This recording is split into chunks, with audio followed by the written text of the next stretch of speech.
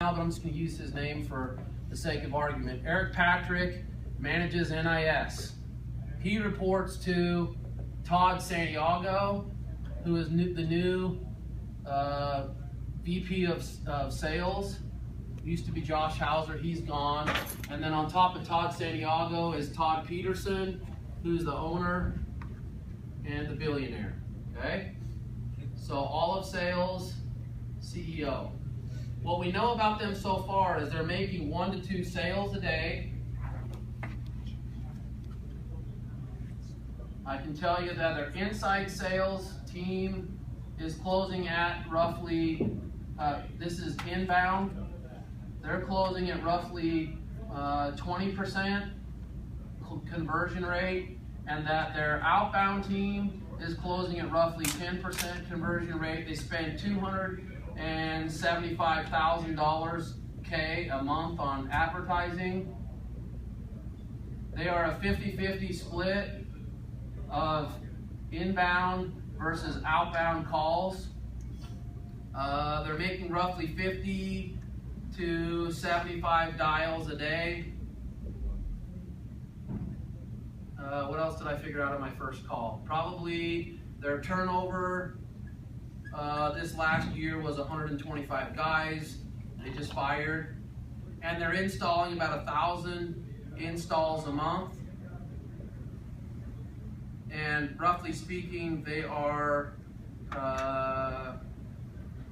their install time is like 12 to 36 hours from the time it's sold to the time it gets installed, which is pretty damn good.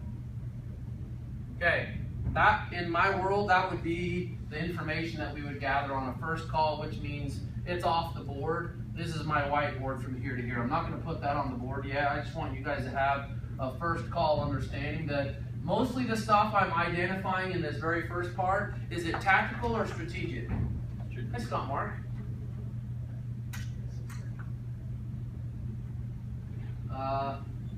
This is mostly tactical because I'm talking to Eric Patrick, who's the director of inside sales.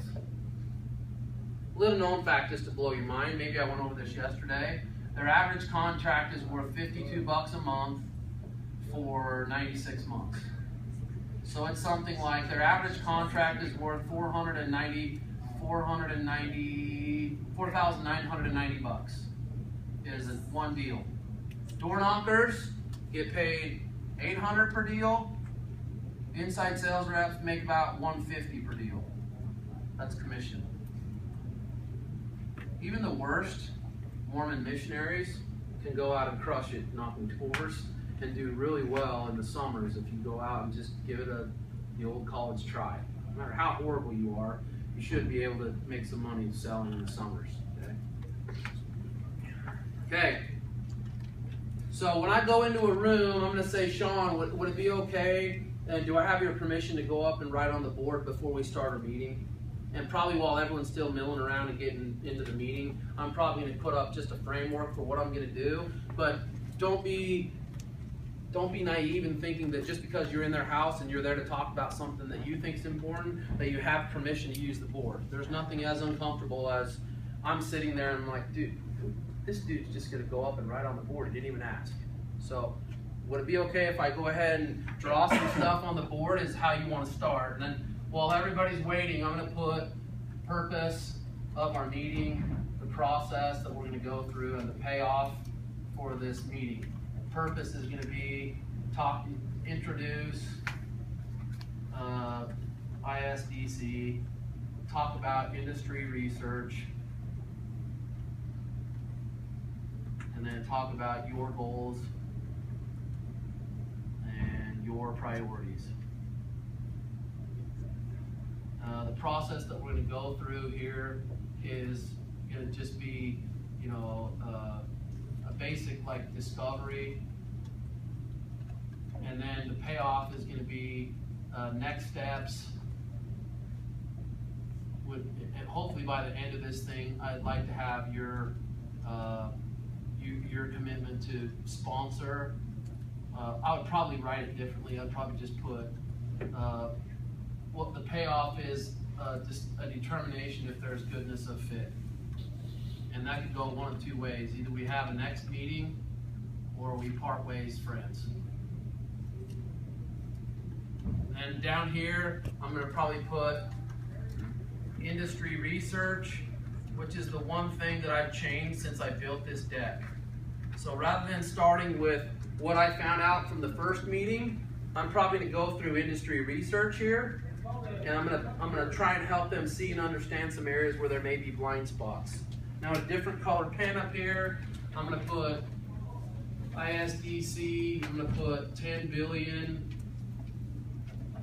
I'm going to put 150 million records, and I'm going to put hourly, referenced hourly. And then over here on the right side of the board, I'm going to put a picture of sales, automation, email automation, email and marketing automation, like Eloqua and Marketo. And then I'm going to do a funnel here, and I'm going to put at the bottom of the funnel is the CRM companies that they're really familiar with, like Oracle, SAP, and SFDC.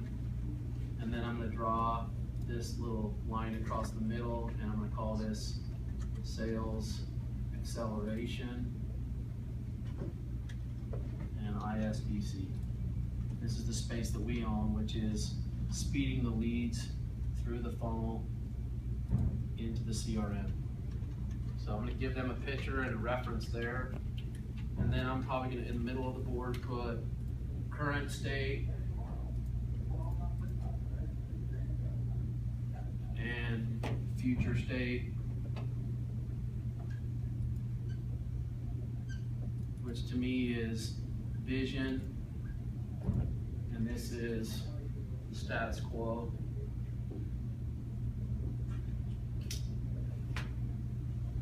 Okay. I'm going to get this all up on the board, and then I'm going to start. So This is all pre.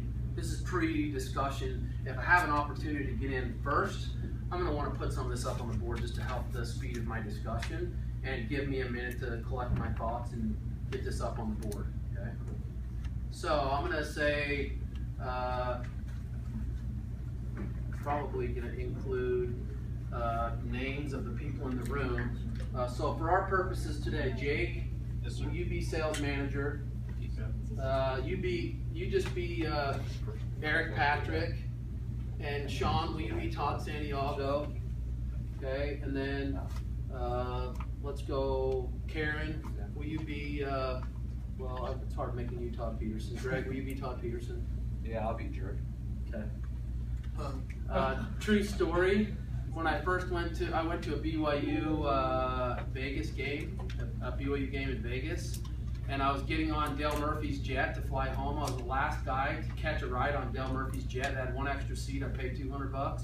I'm sitting on there for like 8-10 minutes, then all of a sudden the guy who I paid comes up to me and goes, "Friend, this is kind of uncomfortable for me, but you need to like probably catch a different ride home." I'm like, "What?" He's like, "Yeah, did you see Todd Peterson get on the plane?" I'm like, "You mean that it showed in the freaking rabbit fur jacket, that guy?" He's all, "Yeah." And I'm like, "Yeah, he's going home on the jet, and since you're the last guy to pay, looks like you just got bumped."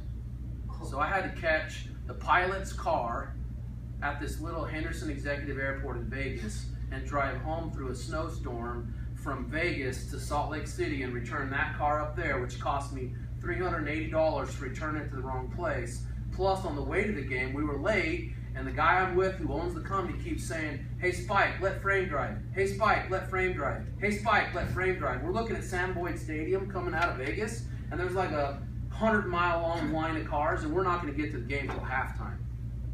So I jump in the driver's seat, rally off the road, go up the dirt for like 2 miles, rally through traffic down the middle lane with my blinker on, go all the way to Sam Boyd Stadium, and we're 10 minutes early for the game. It was the greatest game day driving you've ever seen. Only problem is when I went over the curb with 5 heavy guys in the car, I ripped the total bottom out of this dude's Civic. And he's in the back seat, Spike. I thought it was a rental car. And all of a sudden Spike's like, I wouldn't treat your wife like that! And he was all pissed off. That cost me $500. The rental car cost me $380. You can imagine next spring when I meet Todd Peterson at Orange City Baseball, how that's gonna go. I walked right up to him, I'm like, hey, you Todd Peterson? He's all, yeah. And I'm like, I should knock your teeth out of your mouth right now. So he flexes up like we're gonna throw right on the spot. And he's like, who are you? And I'm like, I'm the guy who got kicked off the airplane so you could send your Cessna home empty. See how much faster it was than the G2. So I got kicked off the plane and I had to drive white knuckle through a snowstorm to get home for like 7 hours. Yeah, I'm that guy. You and your freaking, rabbit fur jacket. And at that point, he just kind of looked at his feet and was like, did I really do that? I'm so sorry. We've been friends ever since. You have that on tape? You betcha. I need to send that to him. True story. Yeah, I'll give it to you. It'll be an editing cut. As soon as he found out what happened, he felt really bad. I love your phone. But I'm like, who does that to someone? It was hilarious. All right. So I'm going to come and I'm going to start the meeting and I'm going to be like, hey, Sean, and hey, Todd, I really appreciate you, Eric, that you could take the time out of your busy schedules to meet with me today. What I'd like to do is introduce Inside Sales to you, as you can see up here on the board. InsideSales.com, we are the industry leaders in sales acceleration. And just for the record, so I can just get this out of the way right in the beginning, you're familiar with email and marketing automation companies like Eloqua, Marketo, Pardot. You're probably also familiar with Oracle, SAP, Salesforce.com as the repository for most leads in the world of CRM. Where we exist and where we're the industry leaders is in this, $3.6 trillion space being spent in the next 5 years in the United States on how to accelerate leads through the sales funnel. So this is the space that we own, and we feel like we're the industry experts because we've been doing it for 10 years. And when we entered into that space, since that day and probably up until now, no one really even knew what sales acceleration was. But we're here to help you accelerate your sales. And I want to today, the purpose of my meeting is to not only introduce us to you, but also introduce to you some industry research that we feel like is really compelling. Some of it's third-party research, some of it's our own. And after I share some research with you, I'd like to talk to you a little bit about your goals and your priorities, some of the things that I know about your current state and where you're at now with Salesforce and your 5.9, and then also where would you like to be in the next 12 to 24 months. And last but not least, I want to find out if there's a goodness of fit between our organization and yours. Hopefully, at the end of this meeting, if there seems to be a good fit, we'll go to the next level and we'll have another set of meetings where we can talk more about specific pieces of our platform, because we do have a platform of product, a whole suite of products that make an entire platform. And then if we determine that there's really not that great of a fit, we can part ways as friends. You guys can give me a flat bill hat on the way out, and you guys will have additional research that will make you the smartest guys in the industry. Okay, does that sound okay? Fair enough. Okay, fair enough. Have you actually pitched this to them? No. Well, about it? I have enterprise reps who keep telling me to get out of the way. So I've been deferring to guys who think they're smarter than me. So what I'd like to do is start by talking about some of the things that we see in the industry that are challenges to other organizations. One of them is hiring the right people and predicting sales rep performance, even to the point where you can predict the sales guy's quota. So maybe let's start with you, Eric, Patrick, and maybe talk to me about what are you currently doing. I mean, from our last meeting, what I do know is that you guys had 125 reps leave your company, or actually were shown the door in the last little while. Why don't you talk to me a little bit about the challenges and or your successes in terms of hiring the right people and predicting who are going to be your next home run hitters? Well, I appreciate you asking that question. Attrition has been a situation that we've been trying to take care of, and it is costing us a lot of money. Within our HR program, we do a basic online application as well as an initial phone call when we hire someone, and then one of my managers, sales managers will give them a call and basically vet them. It's kind of a traditional way of a hiring practice.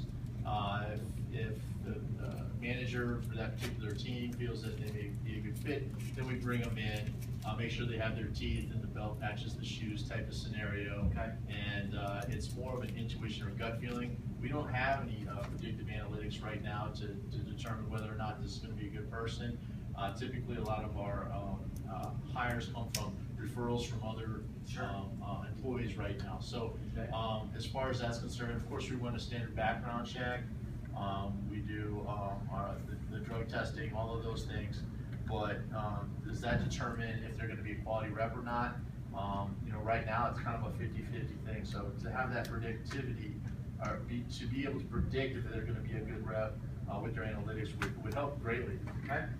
If you knew not only that we could help you predict who's going to be your next hitters and maybe like give you a leg up there, but if you knew that you could cut your 50 to 100% turnover number to more like 25 to 50, then is there a possibility that we could reallocate some of the hidden costs in hiring and turnover and put those into accelerating sales? Would that, how important would that be? That's super important. I mean, it's costing us on average for every rep we lose, it's right around $75,000 to $100,000 for us, and that would be a tremendous benefit. Okay, awesome, thank you. One of the second things that we see in terms of industry challenges is probably I would categorize it as response time on web leads. What we find as an industry average is 1 to 3 days on response time to web-based leads, and our own research indicates that 27% of the leads get contacted, which leaves us with a pretty high number of 73% of the leads that go uncontacted. So where would you say in terms of response time on web leads? I got some feedback from one of your other reps before who seemed to think that it was up there, but where are you at now? That's tremendous. I would say we're batting 100 right now, which means basically 1 out of 10 are contacted. So I'll put a 10%. Yeah, we're at about 10%. Rate. And on average, I mean, we pride ourselves on we'll contact you within 24 hours, but that's just not quality as far as I'm concerned. We'd like to be able to contact them within say a 2-hour time frame. If you knew that the research as related by Harvard in an MIT study that was published by Harvard, that if you get to the leads in under 5 minutes, that you would 100 times the likelihood to get them on the phone and 21 times the amount of those people who you could qualify, what kind of impact would that have on your organization? Forgive me, I've never seen that happen in any sales organization before. To be able to call someone back almost instantaneous, you're going to be able to have a conversation right away. How do we do that? So I'm going to cover that in some detail here in a second, but I would recommend that after our meeting today, that you go to InsideSales.com and you request any kind of information off our website, an ebook, a white paper, a request for information, and just test me on it. Because if they don't get to you in somewhere between 15 and 30 seconds, I would be super disappointed. 15 to 30 seconds. Yeah. Now, we'll cover this in more detail. One of the other things that we see in terms of challenges across the industry, in addition to hiring and predicting who to hire, which I think also carries these hidden costs associated with high turnover, I would also say the ability to know who to call and when to call them, and then what to say when you get them on the phone. In other words, single-digit contact rates are very common for people who dial outbound, so somewhere between 5 to 10%. I'm guessing your contact rate on web leads being 10%.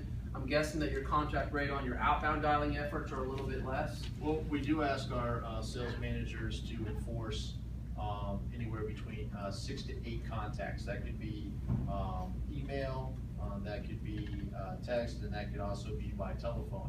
Obviously, the people prefer a discussion on the phone and or face-to-face, but we're a we're doing inside sales, so we can get them on the phone, that'd be fantastic. But I can't imagine our guys making more than 1 or 2 calls and just leaving messages. That's just not making us efficient.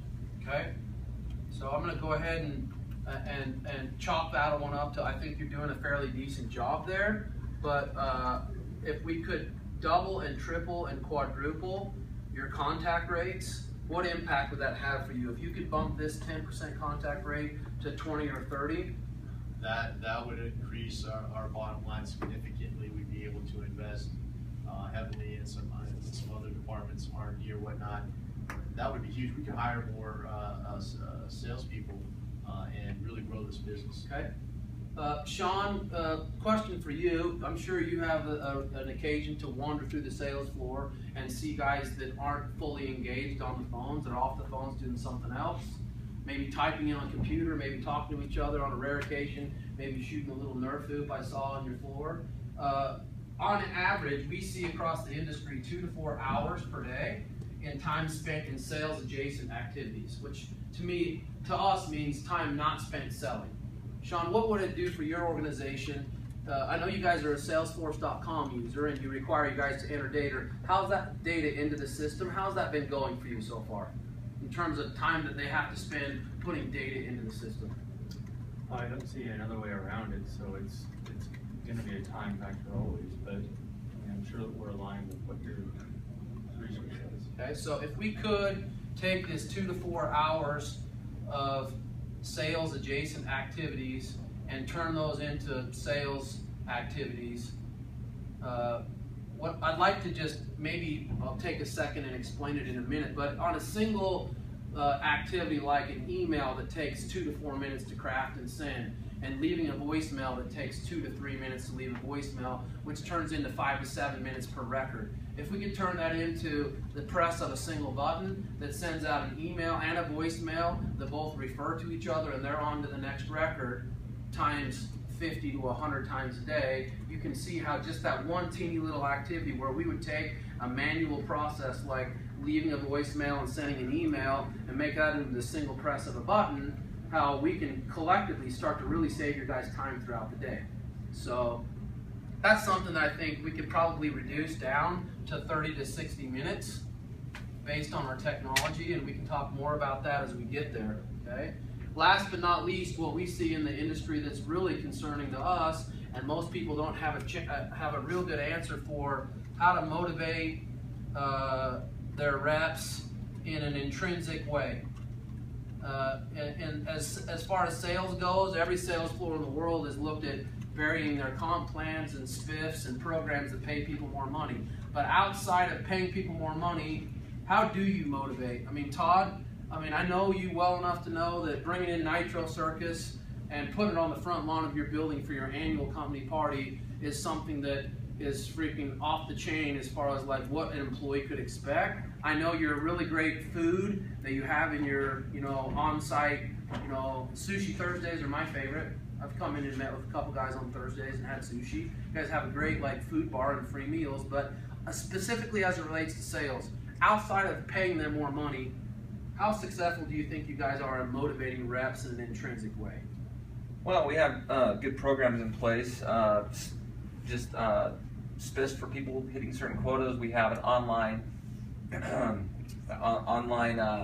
scorecard basically where all reps can go in at any given time and see how they stack up against their peers as far as the number of deals that they've closed or their pipeline and things like that. So it's not super robust. It's about as simple as people can just go on and just sort of see it. We don't hold people to any certain standards. Has that been part of the Salesforce implementation since you started doing it, or did that predate Salesforce? I think it predates Salesforce, and we developed that on our own. So, talk to me about your strategy for motivating Gen X, Gen Y, and millennial reps. Are they different from the day and age of you and I growing up together, where knocking doors old school fashion? I know you have a 3,600 door knockers, but as it relates to inside sales and guys that sell over the phones, what are you doing differently to motivate them in intrinsic fashion as opposed to just spiffs and paying them more money?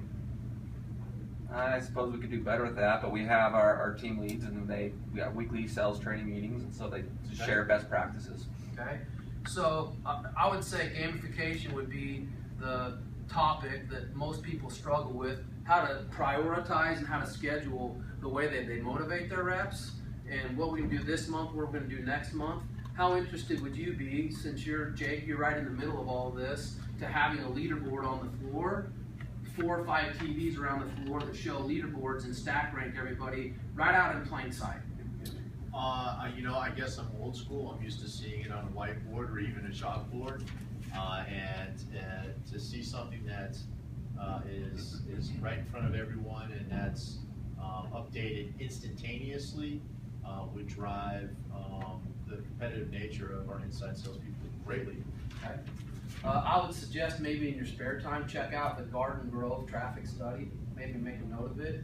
The idea of posted speed and flashing, here's your current speed, was like a real recent study that shows how the human brain works based on a real-time feedback loop. It's much more effective in getting the people to change their behaviors than even, you know, charging a ticket, giving tickets that are 7 times as much, or putting more cops, or putting speed bumps out. And I think we found that in the industry, the same thing applies to reps. If you want to motivate them in terms of prestige and, you know, how they rank amongst their peers on their competitive nature, there are certainly ways outside of giving them more money that are going to make your morale, they're going to increase morale. We saw a 40% lift with Eloqua, since I know you guys use Marketo, they're direct competitors, but we saw a 40% lift in the productivity of the reps purely just by putting things up on the wall that show how they rank against each other, and then running, you know, like purposeful contests based on things other than always just money. Okay? Yeah, recognition is huge for us. Okay. So now that we've talked a little bit about the industry research, maybe I could put up on the board what I feel like I know about you so far based on prior conversations. I know you're having, you know, roughly you're making 50 to 70 dials per day, per rep. I know you're making 1 to 2 sales per day, per rep. I also know that you're spending a heavy chunk of change, nearly $300K a month in advertising to try and bring in more really great leads for your people, and that your response time, as we mentioned right here, 24 to 48 hours response time.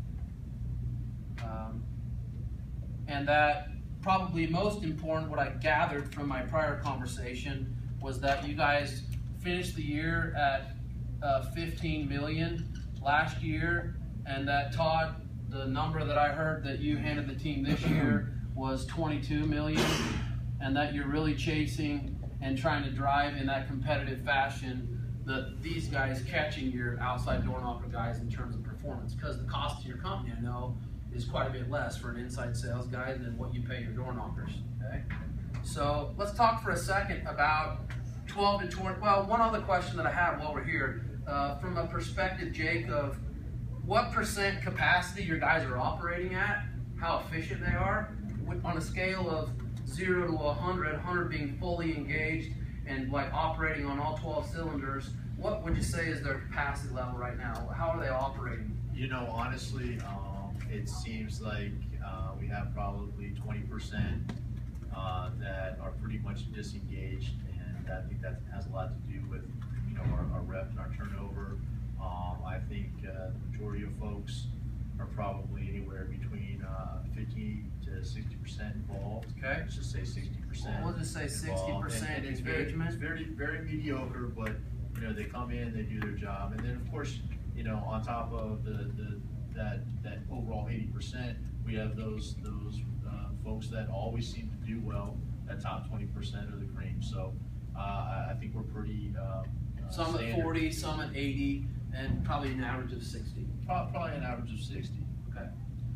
Let's talk a little bit about where you'd like to be in the future. Sean, maybe lead us out in terms of in 12 to 24 months from now, to hit your number, what would you say is going to be your ideal state?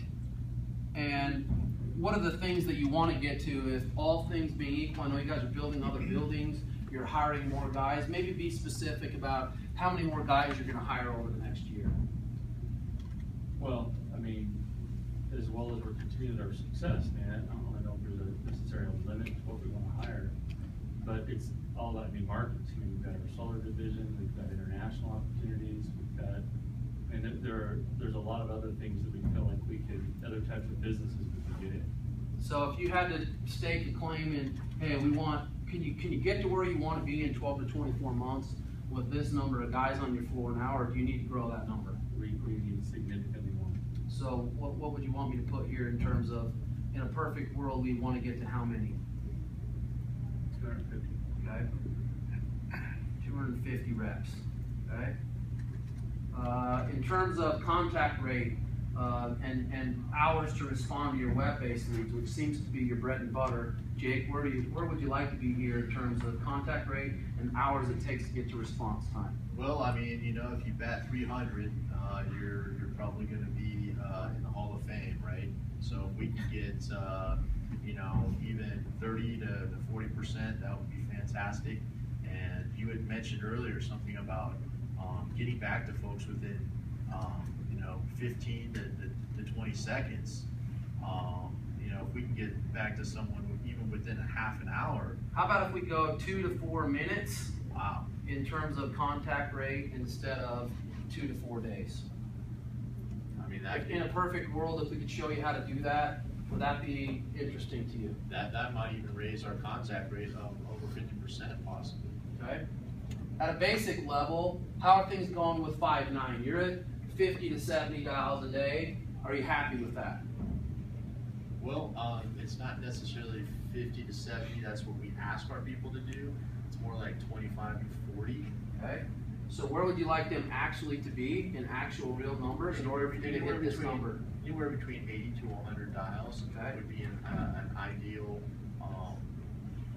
situation for us. Okay. And if we were able to reduce your response time, increase your contact rates, what kind of impact do you think that could have on 1 to 2 sales per rep per day? I think we could go, I think we could average 3, and I think we could probably get to, in a 12 to 18 month period, probably 5 to 6. Okay, so if I just put 3 to 5 sales per rep per day, Probably within the first 12 months. okay, and make that in the first 12 months, okay. Sean, as it relates to this 60% engagement number, what do you think is realistic? If we could automate 75% of the manual processes that are taking all their time and energy in terms of typing stuff into Salesforce, which is why we're a partner with Salesforce, which is why they invested $10 million in our company this last year in our C-level round of funding, is because they see us as, you know, increasing the people's ability to utilize them as the 900-pound gorilla in the marketplace. If we can automate a lot of those manual processes with single-click functionality, and what number would you really like to be at in terms of rep engagement? I think it's unrealistic to think it'll ever be 100%, but I would be satisfied at 80%. Okay, so let's put 80% rep engagement. And then last but not least, one of the things I failed to mention over here in terms of industry research, I would put misalignment or lack of alignment between sales and marketing, and this continual finger pointing that goes on between sales and marketing. I mean, Todd, you're, I'm sure, signing hefty checks every single week or every single month for your advertising budgets, and you're involved in those decisions. Have you ever heard sales complain about the quality of the leads that marketing generates? And have you ever heard marketing complain about how sales isn't doing a good job with the leads that they All the time. I mean, we're tossing them far too much poorly qualified leads. And on the flip side, the ones that are really good, sometimes our sales reps aren't closing them, and they're very qualified leads. So would you say we're this struggling is with the disconnect between the two, and we could do a little bit better with that. if we were to be able to prove to marketing that we could get to the leads that they create for us in 2 to 4 minutes instead of 4 to 8, 24 to 48 hours, and that number I gave you of 27% of leads are contacted, which means 73% of the leads don't get contacted. If we could move that number to 70 to 80% of the leads actually being contacted, what would that do for you, Sean, in terms of your weekly meeting with marketing? How happy would they be with you if we could get to them in under 2 to 4 minutes, and that we could contact now 75% instead of 27%? Well, I mean, the math behind if if they answer quickly in the result of the more context, I mean, honestly, I could probably reach my goals without hiring anybody else. Okay? So would it be safe to say under future state that alignment, sales and marketing alignment would help you get there faster? Would optimize both departments. Okay. We didn't talk much about turnover here, but what if I could predict with plus or minus 10% accuracy who their next round of new hires are, which ones are going to be the hitters? And you only hire people who are going to produce 5 sale a day quota, and I could predict that with plus or minus 10% accuracy. What would that allow you to do, Sean? Well, again, if you look at the cost factors of, you know, this valley is very competitive, and so we're all fighting over people. You know, it's very saturated. A lot of jobs in the same price range, so it gets very tough.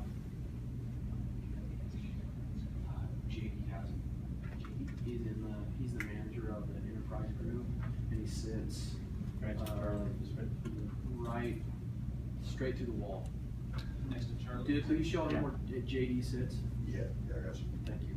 So you said that you're gonna help us determine with better accuracy what type of quota team these guys are gonna hit. How are you gonna do that? It's a really good question. We recently did part of our platform that has to do with hiring and motivation. We recently did a 50 question survey with Boostability here in town. I'm sure you've heard of them. They do SEO.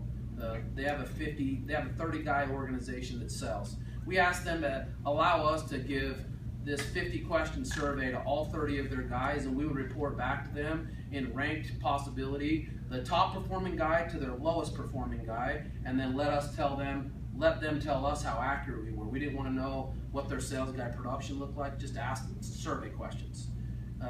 We were like 100% accurate when we handed them the list back as far as like their top performers to their least performer. And what I can safely say is that with 10 billion transactions and with 150 million sales records, we've built the largest sales database in the world. And by referencing those numbers, having more insight into your organization, what you pay, how much you make per sale, as we add all that information in concentrically, it's going to get smarter and smarter and smarter, and then it'll be able to predict who to hire, and not only who's going to be your top performers, but what their quota production is actually going to be based on predictive analytics and what we would call artificial intelligence. The longer you use it, the smarter it gets.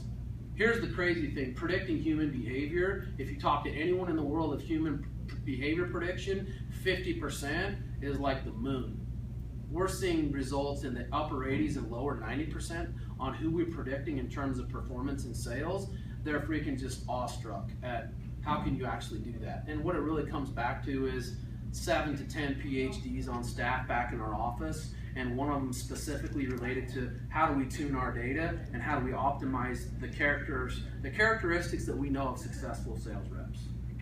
Okay? So we got a guy, we're considering him for hire. He's coming in. We want to know how he's going to do. You have him pass the first 3 rounds of your initial testing, and then you have him complete a 50 question survey. And not only will it predict at what level give him a score as far as like his ability to sell, but it will even go so far as to telling you what his quota production will look like. Okay. What kind of an advantage would that give you?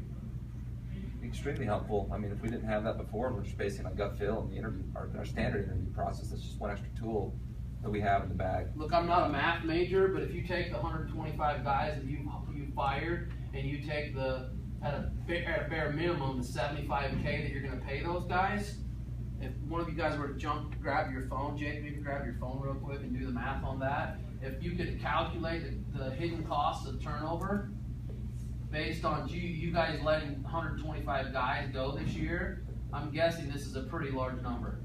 And Todd Peterson, even though our relationship started off a little rocky, I would dare say that in the millions of dollars that you're spending in hidden costs of turnover, that anything that we would bring to you in terms of a solution is going to be a fraction of what you're losing in turnover. So reallocating that money to accelerate the way that you get from where you're at today to where you want to be is basically why I'm here. Okay? Well, I'll tell you, I just had to do that math twice, we're looking at $9.4 million.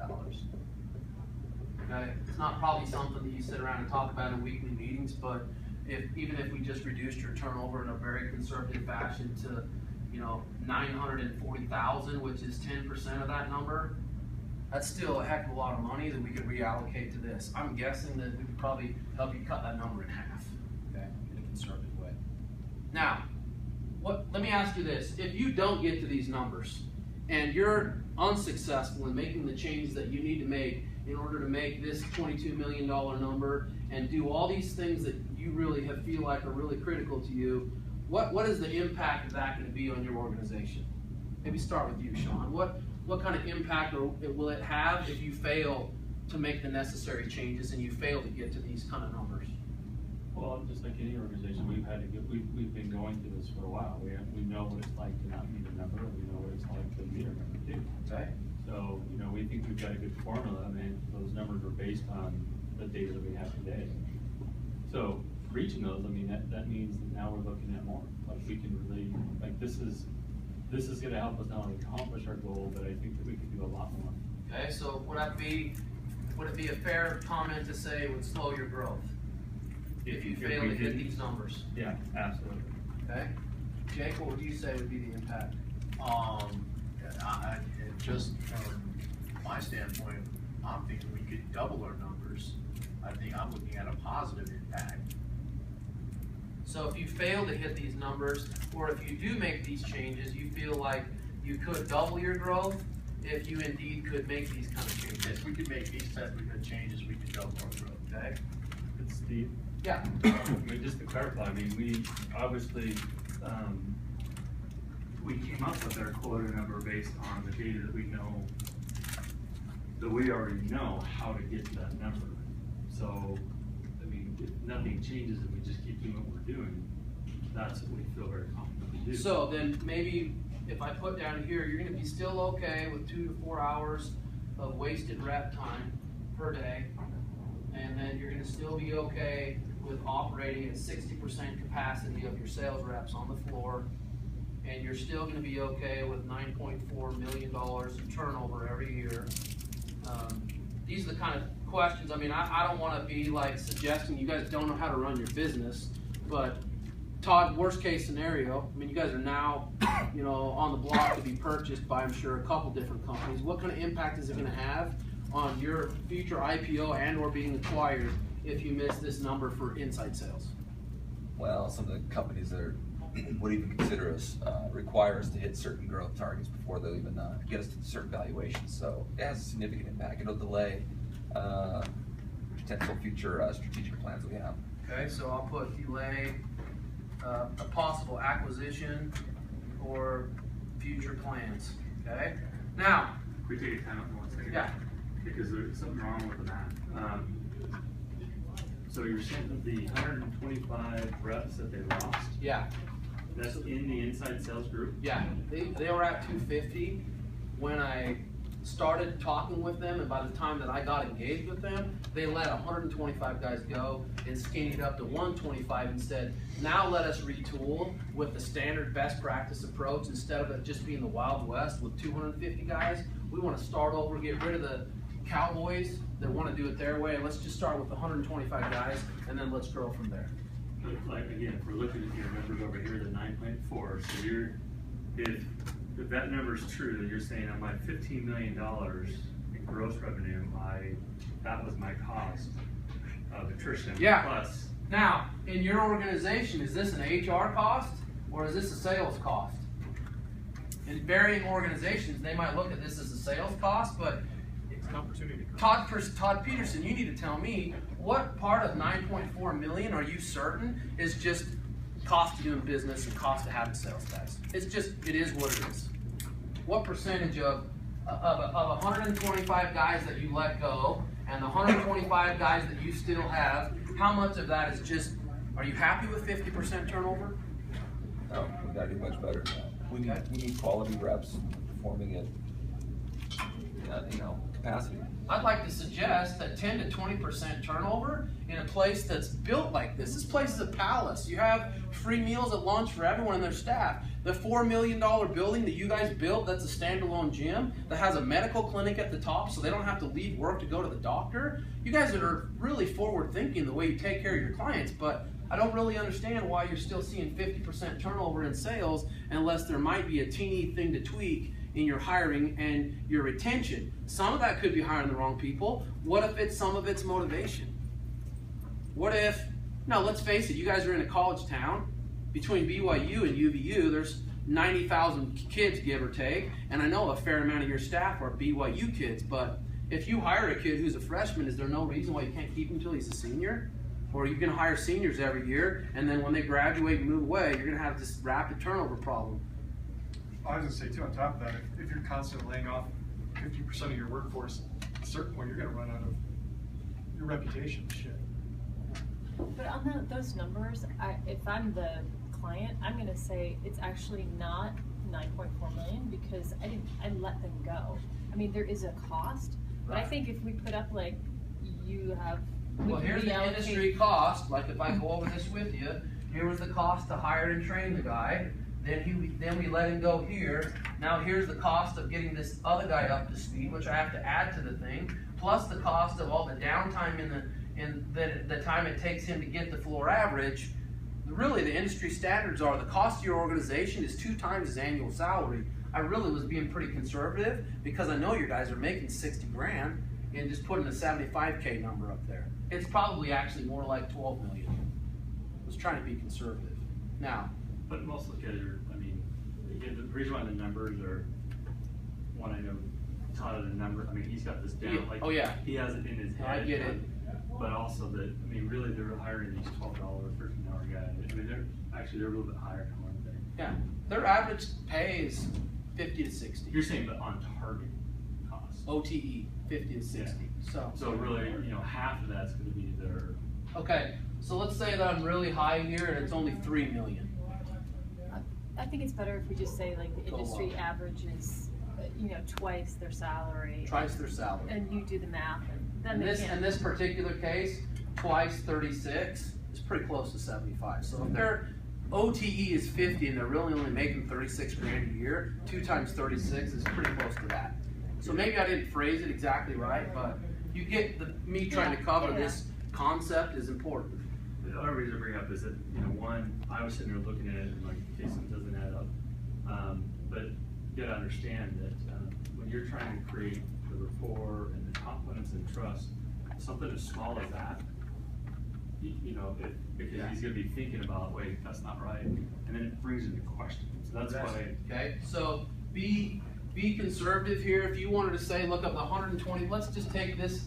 I know that 2 times their annual salary is this. Let's just make that 37.5, and let's times that by that, and now we're looking at 4.7 million. And let's be super conservative. In some ways that I've dealt with that before is if you didn't do your job of getting all the data, right, then you give them a scenario. Say, I don't know what yours is exactly, but let me give you a scenario. Right. And that way you're not left with that you presented something that isn't kosher with this. And then they'll go, well, actually ours is. And Todd Peterson is super smart, right? But what I can tell you about Todd Peterson is he knows inside out and backwards the door knocker scenario. What he's not super certain on is this inside sales scenario because this is all new to him. He's been doing door knocking for 20 plus years. He's like the king.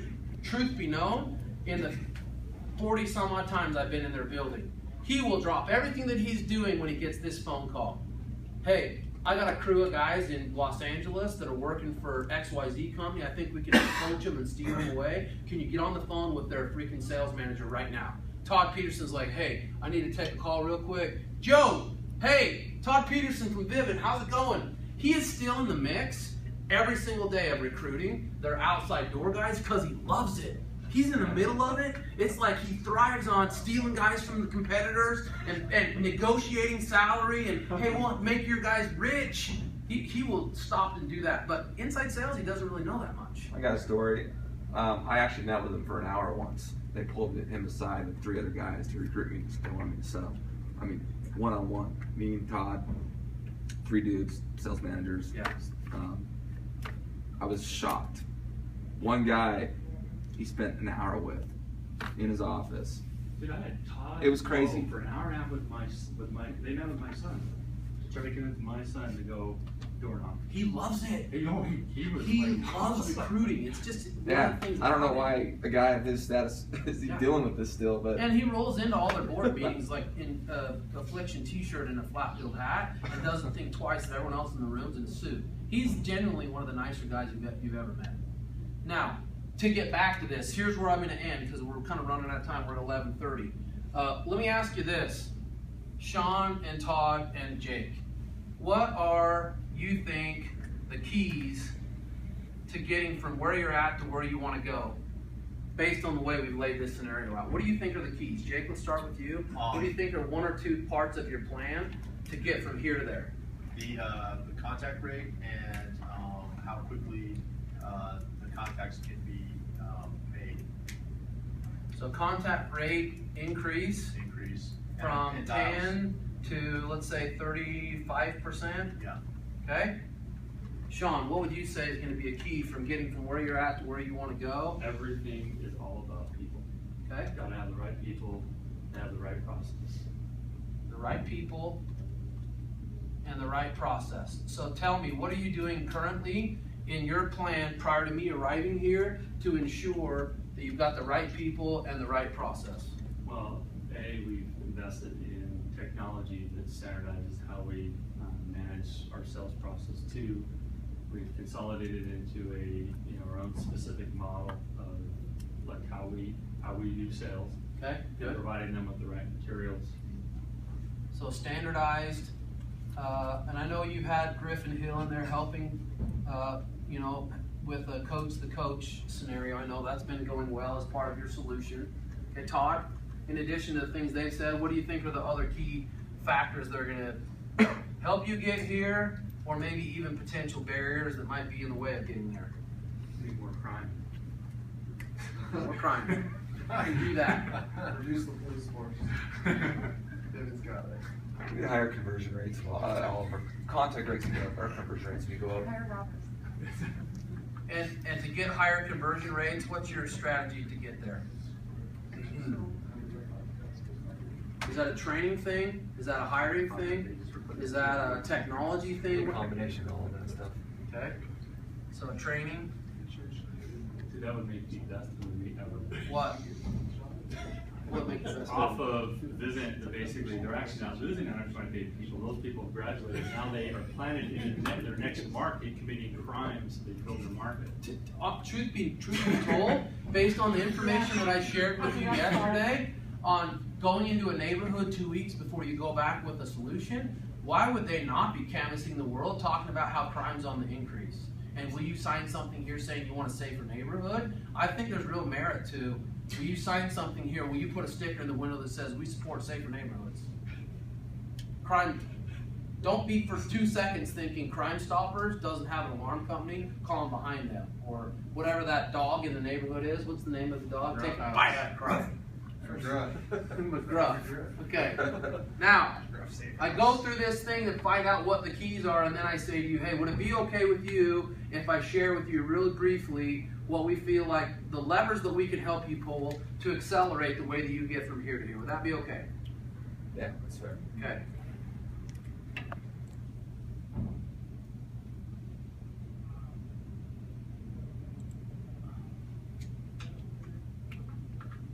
Let's start with what we would call communicate, which is about people, to your point, Sean. Then I want to go to elevate, which is about communicate, elevate. Move this line over. I'm going to call this accelerate, which is about prospects. So people, prospects, and last but not least, what's the last P? Performance. Okay? And what we feel like that we've done in terms of creating an entire platform, when people ask me, well, aren't there other companies that do what you do? I would unequivocally say there's individual companies out there who have teeny bits and pieces of our technology, but no one in the world has the size of the sales database that we do, and no one in the world has a platform of these things that we provide based on, I'm going to erase this, predictive analytics, that what are now morphing into machine learning and artificial intelligence. Every single time there's an interaction, I'll put AI here. Anytime there's an interaction with who to hire and how to hire, it checks our system. Anytime it's who to call and when to call, system is going to come back, and with predictive analytics, it's going to get smarter. It's checking constantly back and forth between our system and these modules to create a way where you can pull some basic levers and really accelerate from getting from your current state to your future state. So simply put, what I'd like to do is get, with your permission, Sean, I'd like to have at this stage of the game, I really feel like, we had some really good conversations around what we're capable of doing, but simply put, if you know who to call and when to call, time of day, best practices, and then what to talk about when you get them on the phone, I can decrease your response rate to minutes, 1 to 3 minutes, using our power dialer technology and what we would call response pop, and I would be increasing your dials and your contact rate to 100 plus dials a day, and get your contact rate to 30 to 40% by predictably prescribing how to better communicate. Okay? One of the things that we do, you may not even be aware of this, but Todd, how often would it be if your sales reps who pitch and miss people, put them into a pile of people, you're converting currently at, 10%, I think close rate is where you're at. If the other 90% of the people who don't close a day, a week, a month, or a year from now start going back through your emailed material and start looking at what you guys had to offer, and your sales rep gets a notification by email that they're looking all your materials again, how awesome would that be for your inside sales guy to get a notification, hey, they're back on the wagon and they're back in the game? That'd be incredible. That'd be one, and we'll increase our sales easily, twofold. So we would call that a vision solution that would have to do with email notification.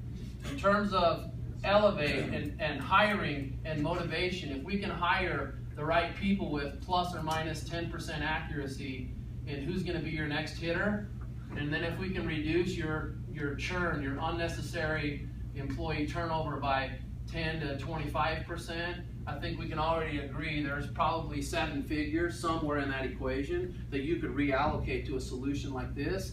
And last but not least, if we can provide you with a way to sort who's the most likely to pick up the phone, and sort on top of that score who's the most likely to close based on predictive analytics, how much easier does a sales guy's job get if every single list he's going to call off of during the day, it's going to sort and score and push to the top of that list?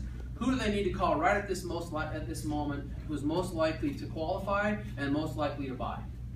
Okay? In the world of predictive analytics, with the size of the database that we have, by the way, this is getting bigger by 2 billion per quarter. We're growing the size of this database. Okay? That allows us to provide you with some leverage to pull. Now, at this stage of the game, the last part of my whole presentation today really was to ask you, what do you think there's a good enough fit that we could go to the next level, and that I could meet with some of the other people in your organization, like hiring to talk about HR, marketing to talk about alignment with sales, how fast can we get to those leads, how we can double and triple the way that you contact those leads without them making any changes to this money that they're spending on lead gen already, this $300,000 a month in advertising. If Leishman in marketing knows that he can do the exact same thing that he's doing and get triple the contact rate, I think it would be kind of important that we meet with a few additional people. So Eric, set this guy up with whoever needs to talk to. Okay. So No Eric, problem. I know we've got Leishman to talk about, Leishman to talk to in marketing. Who would you have? I know you have a new HR girl. What's her name that manages all your HR? Sandy Sue. So Sandy, in HR. Who else, Sean, do you think would be an important person to talk to as it relates to stakeholders in accelerating sales? I'd like Greg Butterfield to take a look at this. So Greg over solar would be a good guy to talk to. What about Trent in channel partners? Would he be a guy that we would want to talk to? Sure. So Trent in channel partners. What about like our collections here? Okay. Now, can I count on you guys? Todd Peterson, would you like me to just forward the email to you and summarize everything we've talked about today? And would it be okay if you pass that email along to said people, or do you want Sean or Jake to do that? Actually, I'm gonna be the point of contact. So I'll send it to you. Let me ask you this question. If I can get to those people in the next roughly week to 2 weeks, let's say 10 days, would it be okay if we scheduled another meeting 2 weeks from today where I can come back with not only my recommendations and research that I gather from your organization, but if I can show an exact alignment between what individual pieces of our platform and how they align with your strategic initiatives, I'd like to come back and meet with you again in 2 weeks if that'd be okay. Can we get a conference call prior to that, so I can get Greg and Absolutely. Sandy and Trent on the phone with you, and you can go through this with us one more time? I know that Todd and Sean are very busy, and they'll be traveling, so if we can do that first, get everybody on board, and then we can set up that next meeting, that would be ideal. Okay. Just clarification, so you refer back to your database. So whose data is that? It's a really good question. So what we do is every single person that we partner with, their data becomes part of this big mass of data, and then we anonymize the data. We peel out the name, so nobody knows, no one in any other organizations will ever know anything about the data. Only thing that they see is likelihood to contact and likelihood to score based on stuff that gets done under the hood. So we have other partners like ADP you may be familiar with. They have 1,500 seats with us nationwide. We help them grow their log calls by 300%, increase their contact rate by 74%, and grow their revenue by 32%. And they were happy to give us their data because it's anonymized. It gets done under the hood, the algorithms that sort and score everything, and the only thing that the end user sees is which of their data is going to be most likely to contact and most likely to score. Does that answer your question? Okay. All right, I think we're good from here. Cut. That would be the end of the conversation.